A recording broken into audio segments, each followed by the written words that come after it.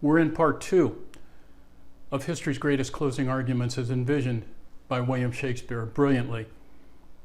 Antony has introduced numerous rhetorical devices by which he has changed the entire mood and conviction of the crowd against those that stabbed Caesar.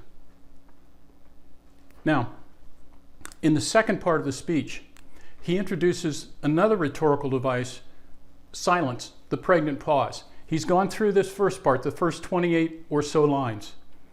And now, after he has put doubt in the jury's mind about whether or not Caesar indeed was ambitious, or whether the motives of those that stabbed Caesar were honorable, he pauses, he goes into silence. He gives his listeners, the jury, the time for the conviction to crystallize in their minds that Caesar was wronged. And more importantly, in some ways, that each individual has come to that conclusion himself on his own. Then immediately as he begins to speak again, he drives it home. O masters, if I were disposed to stir your hearts and minds to mutiny and rage, I should do Brutus wrong, I should do Cassius wrong, who, you all know, are honorable men. I rather choose to wrong the dead, to wrong myself, and to wrong you than I would wrong such honorable men. Repetition, repetition, repetition, again and again and again.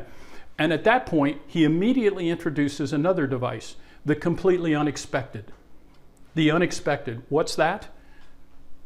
That Caesar has made a will and that all Romans are his heirs. Every citizen is an heir of Caesar.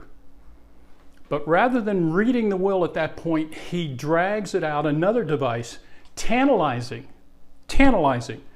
his hearers with this suspense. Have patience, gentle friends. I must not read it. It is not meet for you to know how Caesar loved you. Will you be patient? Will you stay a while? I have overshot myself to tell you of it.